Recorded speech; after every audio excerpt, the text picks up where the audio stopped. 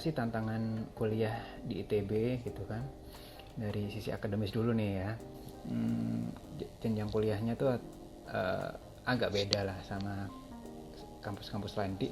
Pas awal masuk di tahun pertama, kita semua itu harus melewati masa tahap persiapan bersama atau kita kenal sebagai PPB gitu. Dan materi kuliahnya itu masih dalam naungan fakultas, jadi belum jurusan, selama 2 semester atau dalam 1 tahun. Di 1 tahun pertama itu sebagai mahasiswa baru, kita akan belajar mata kuliah dasar. Jadi matematika lagi ya, kita sebutnya waktu itu kalkulus ya, terus fisika dasar, bahasanya dasar gitu. Jadi dan kimia dasar, semuanya serba dasar, padahal nggak dasar amat tuh, sulit tuh sebenarnya ya. Yang dahsyat itu tiap minggu ada ujian, jadi bahkan saking beratnya ya, sampai ada yang ikut les atau bimbingan belajar atau bimbel khusus berbayar tentunya agar bisa lulus di masa tahun pertama ini. Setelah 1 tahun menjalani masa TPB dan lulus, kita akan masuk menjalani kuliah sesuai jurusan masing-masing. Dan sesudah masa TPB ini yang sebenarnya kalah menantang, kan jadi bilang lebih menantang lagi. Materi kuliah yang lebih advance dengan jumlah materi yang cukup banyak dalam waktu yang relatif singkat gitu kan disampaikannya, itu menantang kita untuk belajar secara cepat gitu, paham cepat gitu kan. Kebayangkan kalau padat seperti itu, kalau saja kita kelewat 1 kali absen gitu ya, nggak masuk atau kuliah atau telat gitu kan, atau banyak ngelamun mungkin di kelas gitu, dijamin bakal ketinggalan itu materinya.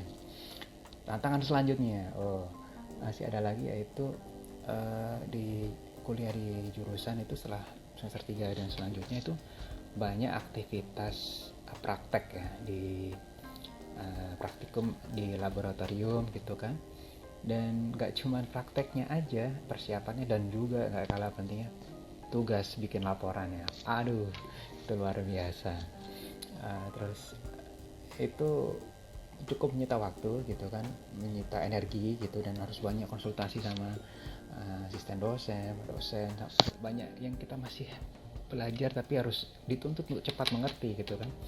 Jadi selama kuliah di ITB itu sebenarnya kita harus jaga terus sih kondisi fisik dan mental gitu, biar kita bisa jalani dengan pergaulan lulus. ITB itu kan itu kayak miniatur Indonesia banget lah gitu. Yang namanya kesenjangan itu dia ada, karena ya semua yang minatnya sains dan teknologi gitu kan, itu ketemu di situ dengan berbagai background gitu. Nah tentunya di sekolahnya dulu mereka juga orang pinter yang nilainya bagus-bagus ya, jadi kebayang ketemu di situ egonya tuh tinggi semua karena ngerasa pinter dan pandai gitu kan ya. Jadi banyak kan sifatnya keras kepala gitu, jadi susah juga tuh. Nah kemudian gimana ngatasi tantangan dari sisi lingkungan tersebut ya di ITB kan kamu pasti ya, kita semua ya belajar beradaptasi ya, ketemu berbagai budaya gitu, mau nggak mau kita nggak bisa gitu. Awalnya mungkin masih malu-malu cari teman yang sedaerah gitu, satu kota yang asalnya sama, tapi lama-lama itu nggak mungkin. Kita harus berbaur, kita harus jadi untuk survive gitu kan ya, dan berkembang di situ. Kita nggak boleh menutup mata ngomongin belajar secara akademis aja ya gitu ya, tapi kita harus berpikir lebih luas gitu kan. Inilah kesempatan kita untuk berkembang, nggak cuma dari sisi akademis, juga pengembangan diri kita secara emosional dan mental. Kita di situ bisa ikut berbagai macam pilihan organisasi gitu kan ya. Yang paling dekat itu kan organisasi himpunan di tiap jurusan. Kemudian di lingkup yang lebih luas di kampus juga ada badan eksekutif gitu kan. Kemudian juga ada organisasi lainnya lah yang sesuai minat kita. Terus lomba-lomba juga banyak gitu kan. Terus pusat inkubasi bisnis gitu.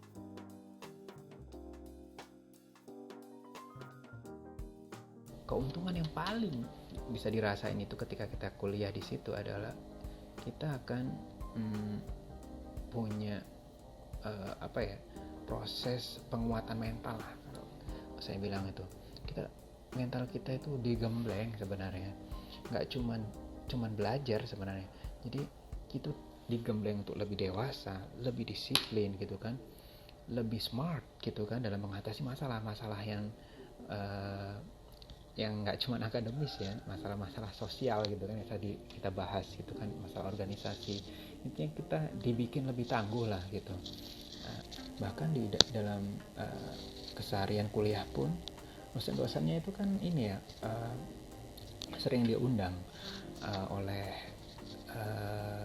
instansi pemerintah atau pemerintah pusat untuk dimintain pendapatnya tentang keahliannya. Jadi materi kuliah hari-hari pun itu nggak bisa lepas dari masalah-masalah bangsa. Kita diajak untuk yang memikirkan cara keuntungan lagi gitu. Di situ tuh tentunya fasilitasnya banyak banget ya. Di ITB itu kampus idaman bagi pecinta olahraga, ada yang bilang gitu kan. Orang kalau main ke Bandung kan ada gedungnya Sabuga itu kan, terus ada lapangan atletik yang standar internasional tuh kan ya, ada kolam renangnya juga standar internasional, terus ada tempat gymnya, lapangan basket, waduh, lapangan tenis, lengkap lah dan luas dan suasananya enak banget gitu. Oke, terus keuntungan selanjutnya ya, ITB kan udah terkenal ya dengan lulusan-lulusan yang tangguh-tangguh gitu kan. Alumni ITB itu udah tersebar di seluruh Indonesia, bahkan di dunia gitu kan, jadi pemimpin instansi pemerintah ataupun pejabat ataupun punya jabatan tinggi lah di perusahaan-perusahaan besar atau BUMN atau swasta gitu kan. Jadi setelah lulus kuliah, keuntungan kuliah di sini nih ya, nggak perlu khawatir nyari pekerjaan. Oke, demikian dulu video dari saya. Makasih. Wassalamualaikum warahmatullahi wabarakatuh. Oke, demikian dulu video dari saya. Makasih. Wassalamualaikum warahmatullahi wabarakatuh.